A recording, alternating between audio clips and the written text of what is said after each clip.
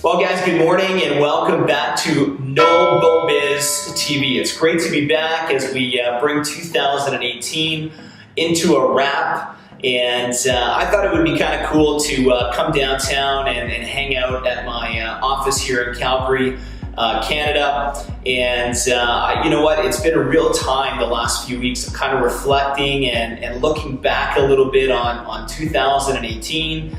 Having some conversations and chatting with other people that own companies, both here in Canada but also in the United States. And you know, there just seems to be a real consistent tone in people's interpretation of the last year. And a lot of people have been saying that, you know, 2018 got off to a great start, and then people just kind of felt like they got stuck, you know, not necessarily moving backwards, but just really getting stuck and not feeling like they're really finishing the year that they wanted to do. And so, you know, even myself, I was working on one of my projects this year, and we were all pumped and really excited at the end of October. And then some stuff happened. You know, they say expect the unexpected. But sometimes as an entrepreneur, you know, you start making some really good strides and you get some really good momentum. And then all of a sudden, whack, you know, you hit the wall and you're like, whoa, you know, what happened? And you got to pivot and you got to make changes and you got to adapt to what's going on. So for us, that happened in November with my startup. And so we ended up having some trademark issues related to a brand that we were launching in both Canada and the US. And so we had to change the brand. And we're talking about like the day before we're supposed to launch the product, all of this kind of unravels. And so we're looking like, what next? You know? And so really sometimes, I don't know how you guys feel, but sometimes if you're going along, you've got great momentum, and then all of a sudden, the wind just comes out of your sail and you feel like that sailboat just flops right down into the water and you just don't know what to do. So I know for me, in many ways, I feel like 2018 has been a great success. But then also in many other ways, I feel like 2018 has been kind of a sticky year. I can relate to, you know, people that have been saying, hey, I feel like I got stuck this year, and I'm really looking forward to a new year. And so I'm jacked. I have high expectations, high anticipation going into 2019. I've got the big targets on the board, and I am ready to crush it for 2019. So I made a decision a couple weeks ago. I was looking at everything that was, you know, on the radar as we're going into the first quarter of 2019, and I decided to really take a quick start and really start going after some of the things that I was planning on doing early January. And I'll tell you guys, the feeling that you get when you take early action and you get on top of it early. You know, so many people are already in the Christmas spirit. We had a sales and marketing meeting yesterday, and you know, one of the guys on my team was saying, Jeremy, you know, everybody wants to meet, you know, after the holidays. And I just thought, you know what, not everybody wants to meet after the holidays. Probably most people are going to try and put you off until mid-January or end of January once they feel like they're kind of back on the saddle again. But think about this for a second, guys. If you're hungry and you really want to change 2018 results and you want to go into 2019 in a very aggressive way, right now is the best time to take action, right? So I'm going to be working through the holidays. Of course, I'm going to take some time and you know, enjoy Christmas with my family. And actually, one of my partners is coming up from Phoenix with his family for Christmas. We're going to be doing some skiing and stuff, and that's going to be a lot of fun. But I can tell you guys, every single opportunity that I get to make sure that I'm staying on course, that I'm staying on track for where I want to go in 2019, I'm going to be doing that over the holidays. It's called focus, right? You have to be focused if you want to get the result. And so some of the same people that have been telling me that they're really frustrated with kind of the way things are ending in 2019, they've got all these plans and they're kind of going away. They're going to, you know, fall off the radar for a few weeks, and then they're gonna come back and try and figure it all out. Guys, I started working on 2019 back in September. I knew what I wanted in this next year, and I knew exactly what I had to do in order to get those results. And so we've been working really, really hard and very diligently to get those pieces of that puzzle on the table and get ready to start putting them together. So I'm just really excited, guys, going into 2019, and I want to really encourage you. I really want to encourage those who are feeling maybe discouraged right now. I'm with you. I might look right now to you like I'm all excited and pumped and everything's perfect, and I can tell you one thing right now, that's not the truth.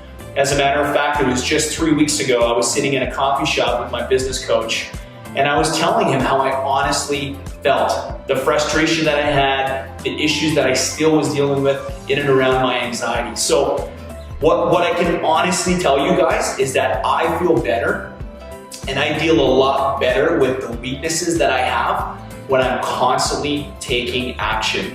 When I'm taking action and I'm in the trench and I'm going through it, I feel so much better, and I don't have the time to think about my feelings as much.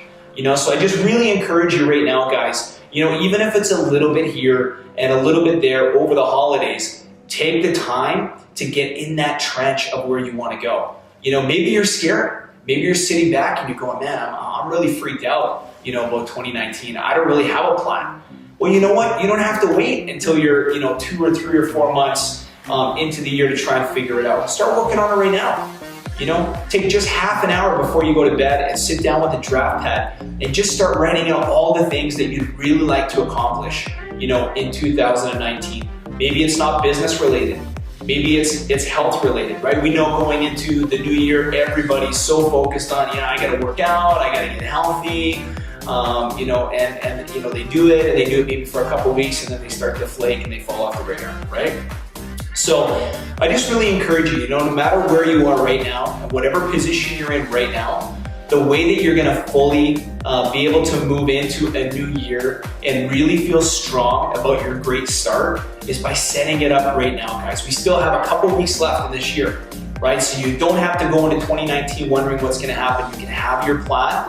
And another thing that I would really encourage you to do is really this year, take a look around you and look at your associations.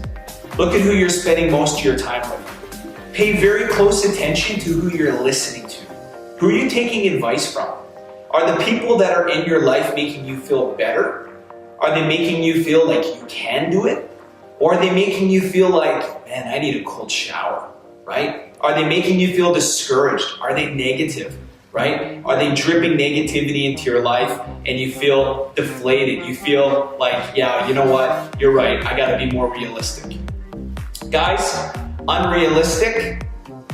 more realistic sucks. Being realistic means that you're really not serious about what it is that you want to do with your life. Because I can guarantee you, I don't care if it's your best friend, I don't care if it's a family member, nobody is going to take responsibility for your life.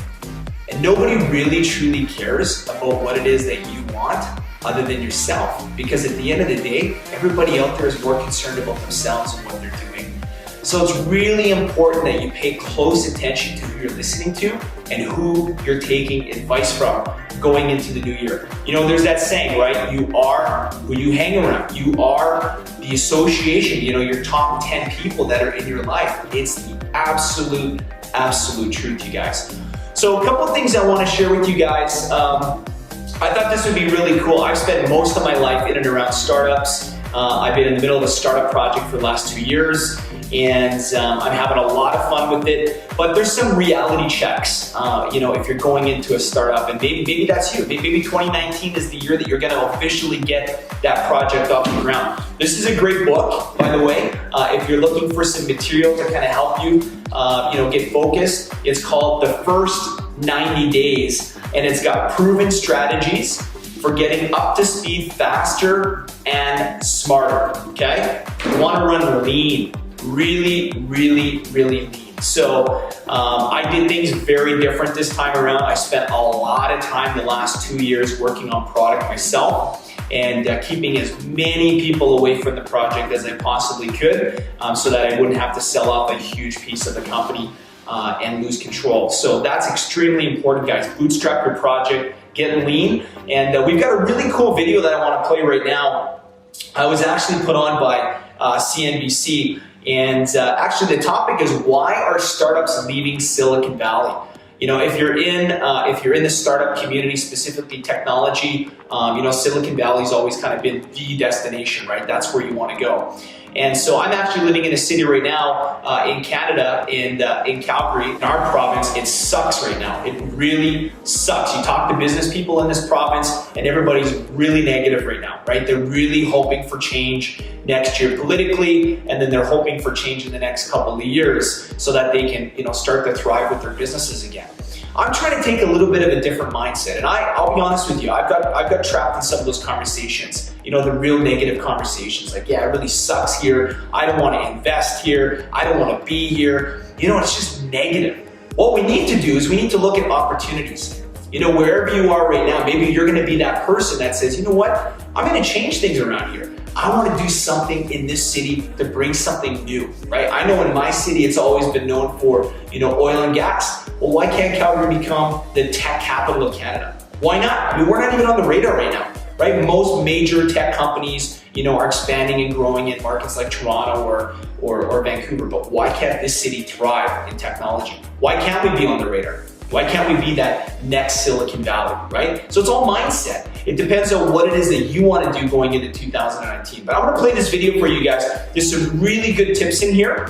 And it talks specifically about, you know, raising that seed money and really what to do with that money and really what you should be doing if you're looking at getting a startup off the ground. So let's check this video out, guys. I hope you like it. So, your investor just signed a check for $500,000 for your startup. What's next?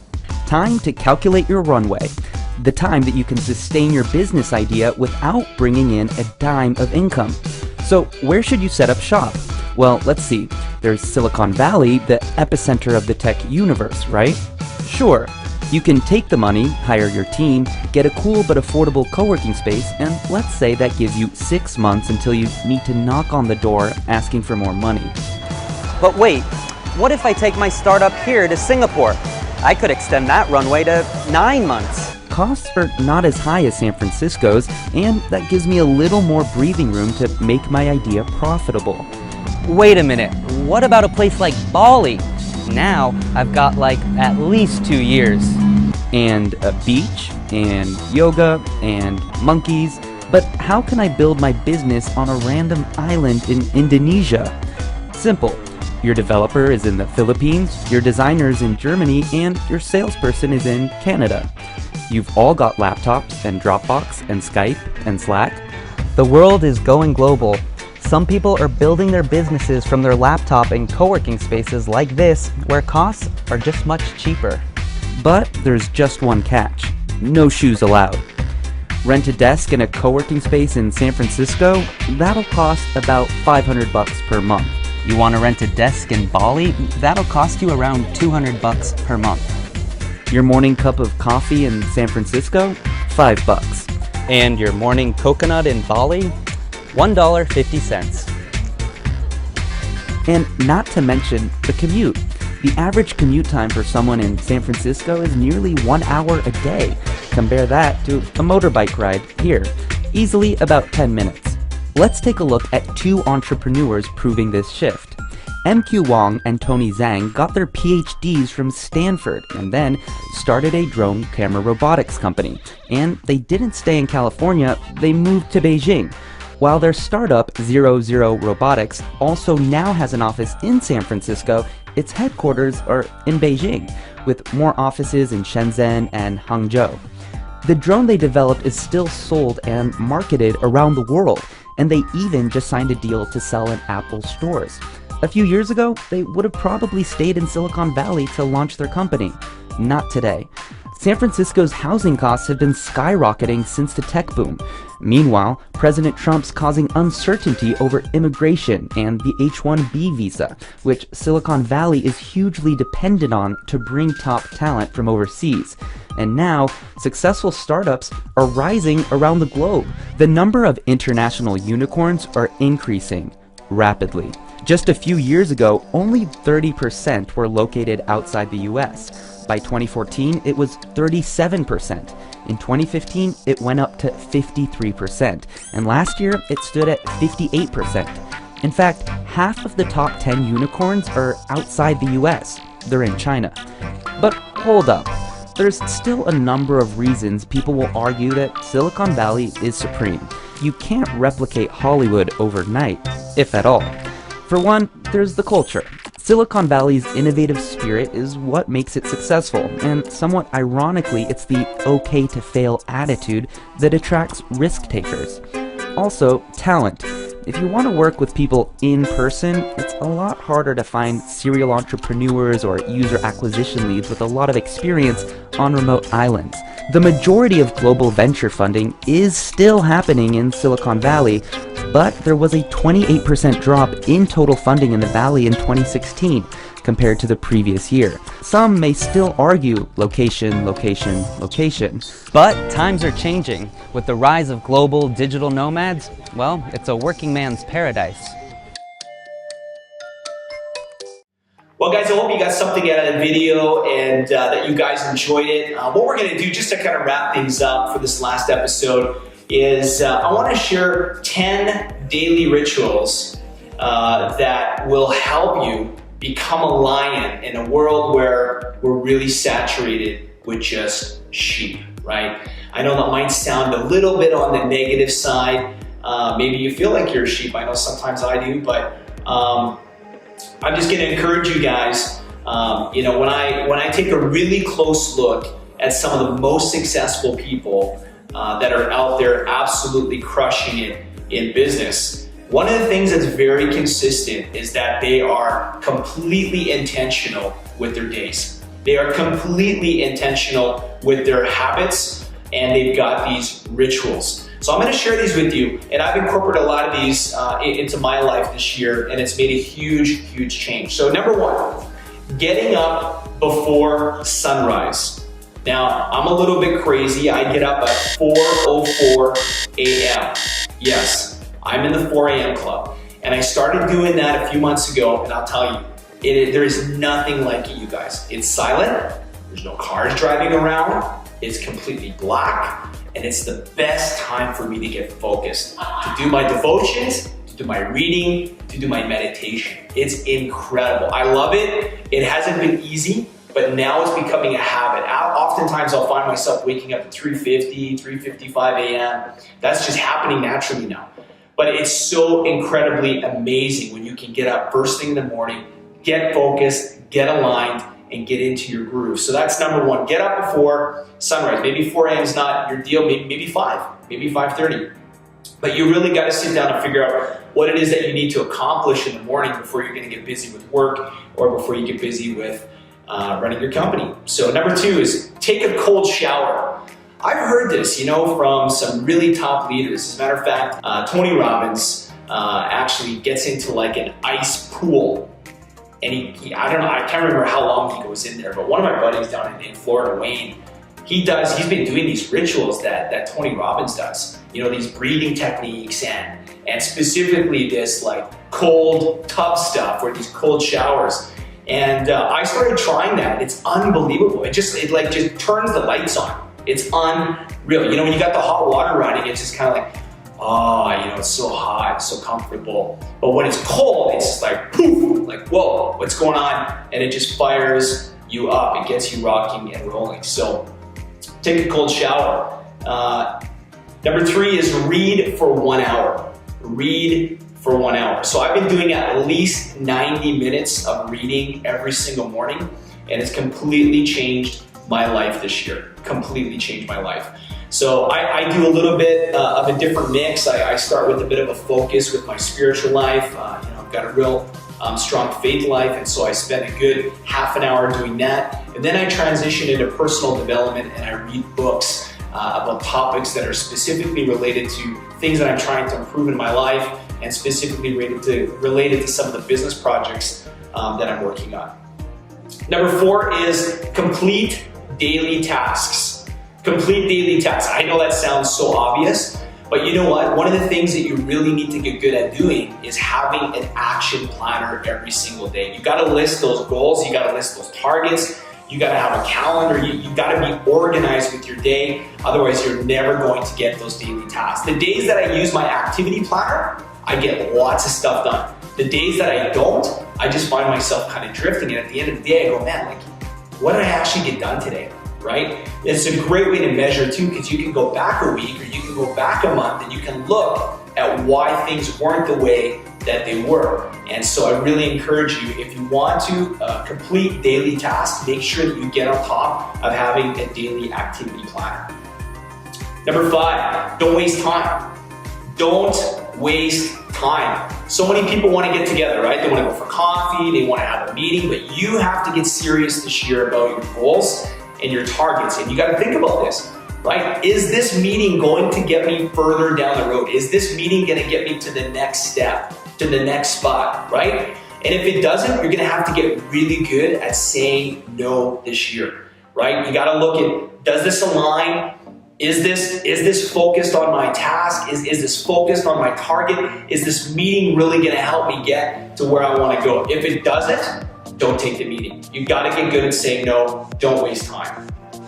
Eat healthy, okay? This is obvious, eat healthy. Well, guess what? Eating healthy is freaking really hard this time of the year. Especially when you're coming into the office and there's donuts and there's candies and there's all kinds of stuff that you love. I'm completely addicted this year to freaking cupcakes. I don't know what it is, but I love this little cupcake place in Calgary called Crave Cupcakes. Yeah, that's a shout out for Crave.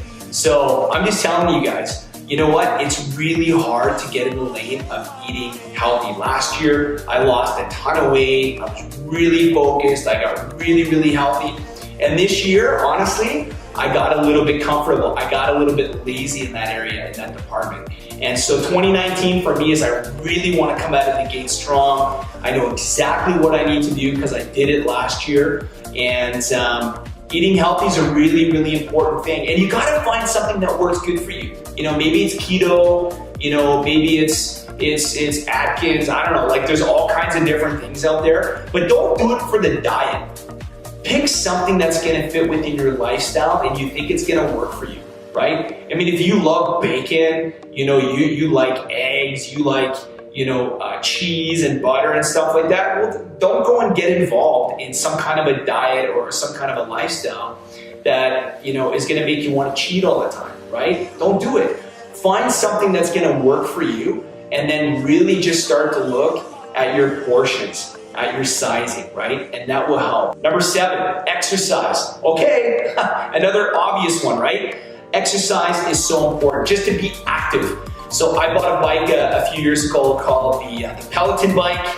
It is unbelievable. You can literally join these spin classes, you know, wherever you are in the world. And so I joined a spin class in Manhattan, New York. I don't know what it is. I just love the studio that they record out of there. And I really, really enjoy these spin classes. I actually got the bike because there were these cool tracks that you could go on. You know, you can like ride your bike in Hawaii, or you could ride your bike, you know, in Banff, or, you know, wherever in the world that you really wanted to go on your bike and actually, you know, ride around. And I thought that was really, really cool. But then I experienced these virtual spin classes.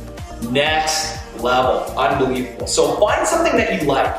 Find something that you're gonna enjoy, and then do that for exercise. There's nothing worse than, you know, exercise feeling like, oh, it's such a drag, right? You've gotta find something that you really, really enjoy doing. Number 8, follow their purpose. Follow their purpose. So you gotta find your purpose, right? And you gotta follow it. If you don't know what your purpose is, if you don't really know why you're here, right? If you don't have a really strong, defined reason why you're getting up and why you're doing what it is that you're doing, because let's face it, doing it for a paycheck, doing it just to pay the bills, doing it just to get by, it sucks, right? It sucks, and you just don't feel like there's any point. Gotta find that purpose, right? You gotta define it, and then you gotta follow it, execute on it. Number 9, show others why they're the beast. You need to show other people why you're a beast. If you want the respect of a lion, you have to act like a lion. Lions command respect, and not from an ego standpoint, right? Nobody likes somebody who has a big ego. All they do is talk about themselves. All they do is talk about their accomplishments, right? They actually go out of their way to put people down, right? And belittle them. I'm not talking about that. I'm talking about having posture and conviction, right? Where you know that you're deep down inside, you know that you're a beast and you're not to be messed with. You need to get that, and you need to get that into the core of who you are. Another thing that lions do is that they scare themselves. Lions have one task every day that scares them. A lion might meditate for 20 minutes instead of 10. It could be making 100 sales calls in a day instead of 50. A lion knows if it wants to grow, he must get out of its comfort zone. So this year I've been faced with many decisions that scared the crap out of me. I literally looked at the decision that I was gonna have to make, and it was completely out of my comfort zone. Completely out of my comfort zone. And one of my buddies here in Calgary, he's got this really cool tattoo on his hands, and it's jump. It's jump. And I just, it really hit me this year. It really hit me that sometimes in life, you just have to jump. And I went through something earlier this year. I was part of a warrior program. And I did this focus, this really intimate focus kind of ritual, where I went off literally into the woods. And this is gonna sound really whacked, you guys, but I literally went back and I met me when I was like 12 years old. And it was powerful, like completely amazing. It literally blew my mind. And one of the things that I said to myself when I went way back to that time in my life was jump. Don't be afraid, jump, right? And so going into 2019, I want to jump, and I really encourage you guys to be bold. Be bold this year. Be a lion this year. Get out of your comfort zone. Take risks. Try new things, you guys. And I'll tell you, you'll look back on 2019 and you won't have as many regrets. So don't have regrets this year, guys. Shake it off, forget about it. I'm sure there's been lots of negative stuff that's happened. Focus on the good, focus on the positive as you start to look back on 2018. Guys, take time to let people in your life that love you, that have been behind you, that have had your back, that have supported you. Take the time to send them a note, send them a text message, maybe write a handwritten Christmas card, and let them know how much you love them and let them know how much you appreciate them. And this is emotional for me right now, but there's some of my friends right now that are going to be watching this video, and I just want to tell you how much you mean to me. I want to tell you how much it means that you've had my back. I've had a very challenging last few years, rebuilding my life from losing my last company. And some of you friends, you know exactly who you are. You guys have been the world to me. Just checking in, making the phone calls, sending the text messages, even my accountability partners. It's been an amazing journey. I love you so much, and you mean the world to me. Thank you so much for taking this ride 2018 with me, and I'm looking so much forward to 2019 with you guys. And you know what? I watched Big Brother this year, and I can't remember her name, but the one who won Big Brother, she kept saying, "Let's go! Let's go!" And so that's how I'm gonna close this video, you guys. Let's go, let's do 2019. Have an awesome Christmas and a Happy New Year. Let's go! Ho, ho, ho!